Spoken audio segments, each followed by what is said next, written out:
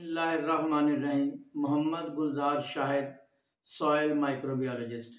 हसन साहब जो कि तरशावा बाग के मालिक हैं, उन्होंने सरगोदा से सवाल किया था कि उनकी ज़मीन जो है लोमी है, उसमें ऑर्गेनिक मैटर जो है वो कम है, पीएच उसकी ज़्यादा है। इसके साथ साथ जो पानी है वो ब्रेकिश है, और साथ ही वो चाह रहे थे कि फ्रूट सेटिंग, बड बर्स्टिंग जो है सिट्रस में, उसको इनिशिएट करने के लिए कौन कौन सी चीज़ें होनी चाहिए। तो जो पानी की क्वालिटी है या फर्टिलाइज़र की क्वालिटी, न्यूट्रिएंट की जो पीएच है, क्या उसके भी कुछ असरात होते हैं।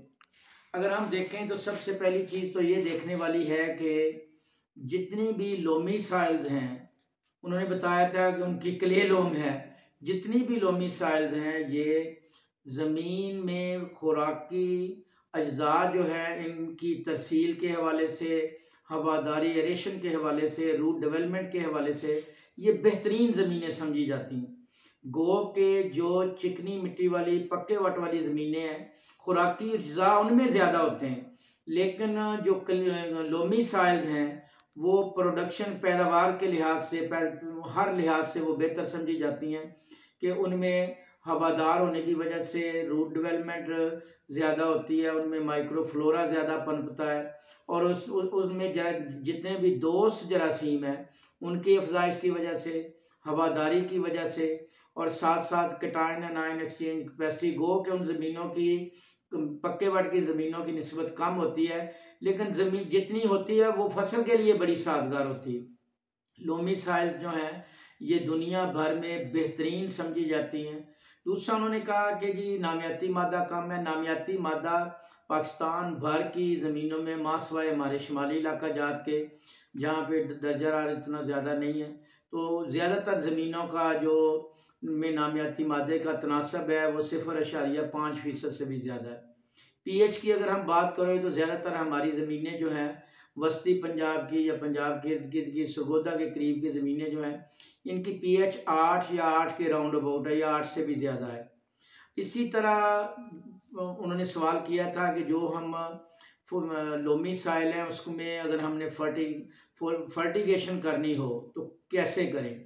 फर्टिगेशन के लिए चंद एक चीज़ें ज़रूरी हैं। सबसे पहली चीज़ तो ये चीज़ ज़हन में रखें कि फर्टिगेशन आपने तरशावा को करनी है, तो तरशावा को जब उसमें नशो नुमा के बेहतरीन टाइम होते हैं, फरवरी मार्च का, जब पौधे को खुराकी अज्जा की बड़ी शिद्दत से तलब होती है, भूखा होता है पौधा, या इसी तरह सितंबर अक्टूबर में, या अगस्त के एंड पे, जिस वक्त पौधा नई फोट कर रहा होता है, उस वक्त आप उसको फर्टिगेट कर सकते हैं। उस वक्त उसका रूट सिस्टम जो होता है, उसने इस तरह से रूट सिस्टम को एनरिच किया हुआ होता है, इस तरह से बाकायदा तौर पे नए रूट सिस्टम उसने बनाया हुआ होता है कि ताकि मैक्सिमम खुराक ले। पौधा बड़ी प्लानिंग से चलता है। सबसे पहले वो अपना रूट सिस्टम बनाता है, उसी रूट सिस्टम के बाद वो फोलिएज लेता है, फोलिएज के साथ बाकायदा तौर पे वो खुराक लेता है, वो फल, कली कली बड वगैरह फूल बनते हैं जिसमें आगे जाके फल बनता है। अब उनका अगला एक सवाल ये था कि हम किस तरह से कली और फल को बेहतर कर सकते हैं। इन चीज़ों को देखने के लिए सबसे पहली चीज़ तो ये है कि उनको ये देखना होगा कि जो रूट शूट टिप पे जो ग्रोथ हो रही होती है, जिसको हम मेरिस्टेमेटिक ग्रोथ कहते हैं, अब वो जो मेरिस्टे सिंपल जो सेल डिवीजन हो रही होती है, उसको कैसे डिफ्रेंशिएट करके हमने बड में या फ्लोरिसेंस में तब्दील करना है। तो इसमें तब्दील करने के लिए चंद एक चीज़ें दरकार होती हैं। सबसे पहले उसके लिए डे लाइट चाहिए, फोटो पीरियड चाहिए, उसके लिए टेम्परेचर जो है प्रॉपर होना चाहिए, उसके लिए न्यूट्रिएंट जो हैं वो पूरे होने चाहिए, उसके लिए बाकायदा तौर पे एंजाइम जो हैं वो बैलेंस हालत में होने चाहिए। ये सारी चीज़ें जब मिलती हैं तब फिर जो बड इनिशिएशन या फ्लावरिंग या इनफ्लोरेसेंस होती है।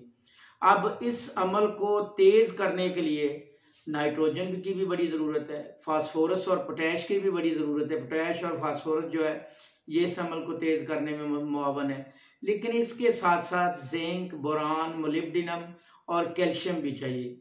अगर जब आप तरशावा बागात की टॉपिंग करते हैं और कोशिश करें कि 15 जनवरी तक उसकी टॉपिंग मुकम्मल करके फल की को बर्दाश्त कर लें। उसके बाद बाढ़ आने तक आप जो भी उस पर स्प्रे करें, जो भी ज़मीनी खाद अप्लाई करें, उसमें नाइट्रोजन, फास्फोरस, पोटैश के साथ साथ कोशिश करें कि उसको आप जिंक मुनासिब मकदार में दें, बोरॉन मुनासिब मकदार में दें, मोलिब्डेनम दें और कुछ कैल्शियम भी दें। इसके साथ साथ उसकी जो मुख्तलिफ़ किस्म के खामरे हैं, माइलेजेस हैं, प्रोटीएजेस हैं, लाइपेजेस हैं, इनको बेहतर बनाने के लिए आप ये कर सकते हैं कि जितनी आप, अब मौसम आएगा केले के, गला सड़ा केला मिल सकता है, गला सड़ा सेब मिल सकता है, अगर अंगूर हो, ये चीज़ें 10 से 15 किलो आप ले लें बड़े प्लास्टिक के बर्तन में। उसमें आप खब्बल घास ले लें या और कोई अच्छी जो ज़मीन में घास है वो घास वाले पौधे लें, लेके उनको पानी में 20-30 लीटर पानी में डालें और ये मटेरियल भी 10 से 15 किलो उसमें डाल दें। अगर गर्मियों का मौसम है तो इसके लिए 2 दिन काफ़ी हैं, 2-3 दिन। अगर फरवरी मार्च का है तो इसके लिए हफ्ता 10 दिन भी आप उसको रख सकते हैं। उसको बाकायदा तौर पे इस तरह रखने के बाद उसको आप फर्टिगेट करेंगे तो उससे भी जो माइक्रोफ्लोरा है वो भी बेहतर हो जाएगा और उसमें आप उसको मज़ीद बेहतर बनाने के लिए 2 से 3 किलो ग्लूकोज के सोर्स के तौर पे शीरा डाल सकते हैं, मोलेसिस डाल सकते हैं, उसमें आप पुराना गुड़ डाल सकते हैं। इस चीज़ को जब आप फ्लड करेंगे तो उससे भी आपकी जो फल बड या फ्लावर इनिशिएशन है वो बेहतर तौर पे हो जाएगी। इस तरह से भी आप कर सकते हैं। इसके साथ साथ अगर हम देखें कि हम चाहते हैं कि भाई नामियाती मादा भी कम है, पीएच भी ज़्यादा है, तो हम कौन सी खाद इस्तेमाल, फास्फोरस की हम एफिशिएंसी बढ़ाना चाहते हैं, फास्फोरस को इस्तेमाल करना चाहते हो, कैसे बेहतर बना सकते हैं। सबसे पहले तो हमें ये समझना पड़ेगा कि फास्फोरस जो है उसके फ़वाइद क्या है, ज़मीन में होती किस फार्म में। फास्फोरस जो पौधे लेते हैं वो फास्फोरस की सूरत में लेते हैं, जो मिनरल फार्म होती है उसकी उसकी इनऑर्गेनिक फार्म होती है। दूसरी किस्म जो है वो जितने भी माइक्रोब्स हैं ऑर्गेनिक फार्म में उनकी बॉडी स्ट्रक्चर का हिस्सा होती है। कुछ नाइट्रोजन जो कुछ फास्फोरस जो होती है वो फिक्स फार्म में होती है, कुछ जो होती है क्ले मिनरल्स जो हैं उनका हिस्सा होती है, मिनरल फार्म में होती है। अब ये देखना पड़ेगा कि ये फास्फोरस जो हमने पौधे को देनी है, अगर वहाँ पे नामियाती मादा भी कम है, पीएच भी ज़्यादा है, तो इसको कैसे मैनेज कर सकते हैं। पहली बात तो ये ज़हन में रखें कि हमारी ज़मीनें जो हैं वो non Gypsy ferric calcareous soils हैं, यानी इसमें बाकायदा तौर पे कैल्शियम जो है वो कैल्शियम कार्बोनेट की सूरत में मौजूद है, वो कैल्शियम सल्फेट की सूरत में मौजूद नहीं, यानी कैल्शियम मौजूद है इन ज़मीनों में। अगर तेज़ाबी ज़मीनें हों तो वहाँ पे एल्युमिनियम ऑक्साइड वगैरह जो हैं वो आयरन एल्युमिनियम ऑक्साइड जो है वो प्रॉब्लम पैदा करते हैं, वो फास्फोरस को फिक्स कर लेते हैं। अगर हम ये असासी ज़मीनों की बात करें तो वहाँ पे कैल्शियम जो है ये मसाइल पैदा करता है। फास्फोरस लेने के लिए जो आइडियल पीएच है वो 6 से 7 के करीब है, 6 से 7 उसकी पीएच होनी चाहिए। इस सिलसिले में अगर हम जो भी हमने फास्फोरस को खाद के तौर पे इस्तेमाल करना है तो अगर इस फास्फोरस को हम हफ्ता 10 दिन गर्मियों में और सर्दियों में 15 से 20 दिन या महीने तक गली सड़ी गोबर वाली खाद में मिक्स करके उसको पॉलीथीन के बड़े टुकड़े पे बिछा दें और उसको मिक्स करते रहें। जब ये वक्त गुजर जाए, सर्दियों में 15-20 दिन, गर्मियों में हफ्ता 10 दिन, फिर उसको थैलों में भर लें। थैलों में भरने के बाद हम उसको अपने खेतों में डाल सकते हैं। जब इस तरह से हम डालेंगे तो उसके कई एक फ़ायदे होंगे। जब वो नामियाती मादे के साथ फास्फोरस जुड़ जाएगी तो उसकी जो कैल्शियम के साथ फिक्सेशन है वो भी कम होगी। उसकी जो हमारे क्ले पार्टिकल्स हैं, कैटायन एनायन एक्सचेंज कैपेसिटी के थ्रू उनके साथ फिक्सेशन भी कम होगी, वो ज़्यादा से ज़्यादा पौधों को दस्तयाब होगी। वैसे भी जो हम इनऑर्गेनिक फर्टिलाइज़र, केमिकल फर्टिलाइज़र डालते हैं वो मैक्सिमम पौधा इब्तदाई 2 हफ्तों में लेता है। 4 से 6 माह तक उसकी पौधों को दस्तयाबी बेहतर रहती है। जैसे जैसे वक्त गुजरता है उसकी फिक्स होने की रफ्तार बढ़ती रहती है। और जो हम फास्फोरस सप्लाई करते हैं उसमें से तकरीबन 10 साल गुजरने के बाद भी सिर्फ 75% इस्तेमाल होता है, 25% ज़मीन में बाकी रह जाता है। ज़मीन में जो फास्फोरस मौजूद होती है, सबसे ज़्यादा इसको नुकसान जो है वो तेज़ बारिशें वगैरह करती हैं। जब तेज़ बारिश आती है तो जो मिट्टी के ज़राअत के क्ले पार्टिकल के साथ जुड़ी हुई फास्फोरस होती है फिक्स फार्म में, वो उस पानी की वजह से अलहदा हो जाती है, और जैसे ही पानी एक खेत से दूसरे खेत में मुंतकिल होता है तो उसी के साथ वो भी ज़ाया हो जाती है। यानी बारिश के दिनों में कुछ मेहरबान जो अपनी ज़मीनों से पानी बाहर निकालते हैं, दूसरे लफ्ज़ों में वो खुराकी अज़्ज़ा ख़ास तौर पे जो फास्फोरस होती है उसको ज़ाया कर रहे होते हैं। हमारी ज़मीनों में पहले ही 5, 7, 10 मैक्सिमम 12 ppm तक वो फास्फोरस मौजूद है, जो कि कम अज़ कम अच्छी ज़मीनों में 50 से 60 ppm होनी चाहिए। हमारे जो मकई और आलू के काश्तकार हैं उनकी ज़मीनों में भी ये ज़्यादा से ज़्यादा 25-30 ppm तक होती है। तो इस नुक्ता नज़र से ये देखें, आपने अगर ऐसी ज़मीन है तो उसमें आप बोन मील की सूरत में जो हड्डियों का बरादा है वो बेहतरीन फास्फोरस का सोर्स है। जो पोल्ट्री वेस्ट है उसकी आप बायो कंपोस्टिंग कर लें, वो बेहतरीन सोर्स है फास्फोरस का, उसको आप इस्तेमाल कर सकते हैं। इसी तरह ये जो मुर्गी का गोश्त करने वालों का जो कचरा होता है, जो पर वगैरह होते हैं, वो बेहतरीन सोर्स है फास्फोरस का। इसके साथ मछली का जो मछली की मील है या मछली के जो चाने हैं वगैरह वो ज़ाया हो रहे होते हैं, उसको आप इसके सोर्स के तौर पे इस्तेमाल कर सकते हैं। तो फास्फोरस के कई सोर्स आप इस्तेमाल कर सकते हैं, लेकिन आपके पास सबसे अच्छा बोन मील है, हड्डियों का चूरा जो है उसको आप इस्तेमाल कर सकते हैं। उसके साथ साथ जो पोल्ट्री वेस्ट है इसको भी आप बाकायदा तौर पे इसको फास्फोरस के सोर्स के तौर पे इस्तेमाल कर सकते हैं, और इसकी निस्बतन फिक्सेशन भी कम होती है। ज़मीन में जिन 4 अक़साम की सूरत में ये मिनरल के हिस्से के तौर पे फिक्स फार्म में या नामियाती शक्ल में जो कि मुख्तलिफ़ किस्म के माइक्रोब्स होते हैं, जानदार प्लांट डेब्रिस होते हैं, उनकी शक्ल में मौजूद होती है, या इनऑर्गेनिक फास्फोरस होती है जो कि पौधों को प्लांट अवेलेबल फार्म में होती है जिसको पौधे लेते हैं। जब हम ज़मीन में फास्फोरस की बात करते हैं तो हमें केमिकल टेस्ट ज़्यादातर टोटल फास्फोरस बताते हैं, जबकि हमारे लिए सबसे अहम जो है पौधों को दस्तयाब फास्फोरस है। ये पौधों को जो इसी तरह हसन साहब ने कुछ और सवालात भी किए थे कि क्या लोमी सॉइल्स में जो हम खादें इस्तेमाल करते हैं, ख़ास तौर पे फर्टिगेट करते हैं, उनकी लीचिंग, हाँ उनकी लीचिंग होती है, जो पक्के वट की ज़मीनें होती हैं उनमें ज़्यादा होती है। वैसे भी जो हम खाद फर्टिगेट करते हैं उसकी फर्टिलाइज़र यूज़ एफिशिएंसी जो मैक्सिमम 50% होती है, फोलियर में वो 80-90% तक चली जाती है।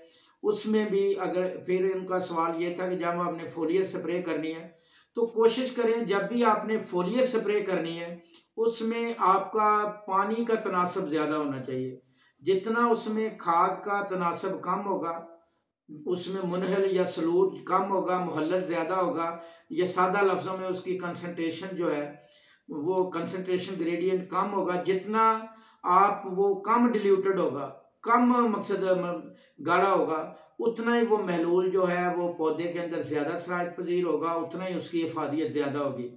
आप बजाय इसके कि ज़्यादा चीज़ें मिला के उसको गाढ़ा करके एक स्प्रे करने की बजाय अगर 2-3 बार वही चीज़ करेंगे, आपका स्प्रे करने का खर्चा तो बढ़ जाएगा, लेकिन उसकी इफादियत भी इस कई गुना इस तरीके से बढ़ जाएगी। और कोई किसी दोस्त का सवाल हो? अब अगर हमारे पास जो महलूल हमने बनाना है उसमें महल्लल जो है, जो पानी इस्तेमाल करना है वो ब्रैकश है या उसमें साल्ट वगैरह हैं, ख़ास तौर पे ज़्यादा जो रिएक्टिव साल्ट्स हैं। अब आम तौर पे जो भी खादें होती हैं ये आयंस की सूरत में होती हैं या अनायंस होते हैं, इन पे मनफी चार्ज होता है, या ये कटाइंस होते हैं मुस्बत चार्ज वाले होते हैं। जब इनको हम स्प्रे करेंगे और जो भी हमने पानी इस्तेमाल करना है, अगर वो ब्रैकश होगा या उसमें कटाइन एनाइन ज़्यादा होंगे, सॉल्युबल साल्ट्स ज़्यादा होंगे या सोडियम ज़्यादा होगा, तो रिएक्शन की वजह से वो ना सिर्फ खाद की इफादियत कम होगी, बल्कि ये होगा कि उसकी पौधों के अंदर जो सरायत पजीरी है पत्तों के अंदर वो भी कम हो जाएगी। जब भी आप इस तरह का महलूल तैयार करें और उसमें प्रेसिपिटेट्स बने, तो जब भी प्रेसिपिटेट बने इसका मतलब ये है कि इसका एंटागोनिस्टिक इफेक्ट है, रिएक्शन हो गया, जो चीज़ आपने मिलाई है वो ठीक नहीं है। जब भी आप कोई स्प्रे का महलूल बनाते हैं या कोई भी किसी किस्म का महलूल बनाते हैं जिसमें कोई चीज़ फुटकड़ियों की सूरत है इख्तियार कर जाए, प्रेसिपिटेट बन जाए, वो इस चीज़ की अलामत होती है कि केमिकल रिएक्शन कोई हो गया, जिससे जो आपकी असल चीज़ थी उसकी कीमियाई साख्त जो है वो तब्दील हो गई। इसी तरह उन्होंने सवाल किया कि पानी जो है इस्तेमाल करते हैं या जो भी न्यूट्रिएंट है, पीएच कैसे काउंट करती है। मैं 112 ईबी बूरेवाला में अकरम जाबर साहब का बाग था, उनके मुलाजमों ने 2005 या 6 में बोरान जो है वो ज़्यादा डोज में कर दिया, बजाय इसके कि वो मैग्नीशियम सल्फेट इस्तेमाल करते उतनी मकदार में उन्होंने बोरिक एसिड इस्तेमाल कर दिया, और साथ जो उन्होंने कंसंट्रेशन इस्तेमाल की, यानी जो महलूल बनाया, वो तकरीबन 8000 ppm से भी बढ़ गया था।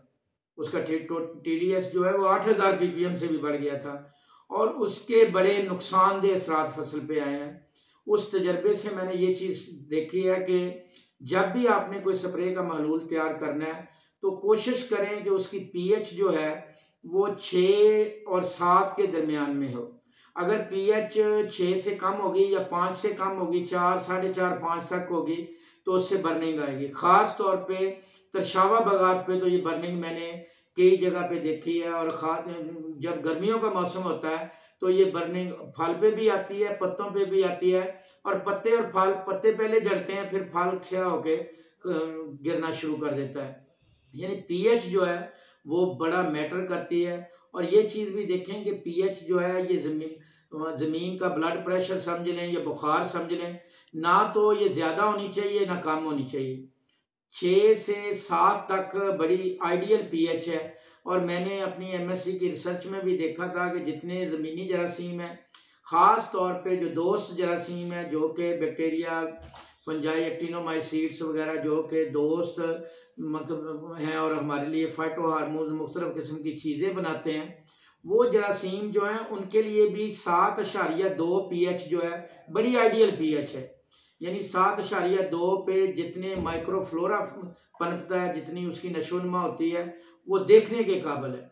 इसके साथ ही और इसके साथ जो टेम्परेचर है वो मैंने देखा था कि राउंड अबाउट 37-38 सेंटीग्रेड जो था वो आइडियल टेम्परेचर था इनके लिए। तो जब भी आपने कोई स्प्रे करनी है उसके लिए चंद चीज़ें, फोलियर स्प्रे करनी है, देखनी है।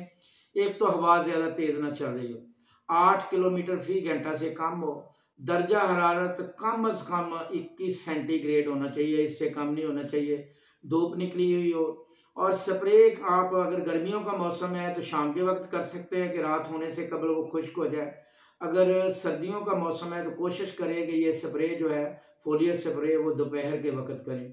मज़ीद किसी दोस्त ने कोई सवाल करना हो या किसी के इस सिलसिले में और सवाल कोई जहन में हो तो वो मुझे रात मगरिब से लेके 10, 11, 12 बजे तक कॉल कर सकता है। अल्लाह आपका मेरा हामी नासर फ़ी अमानुल्लाह।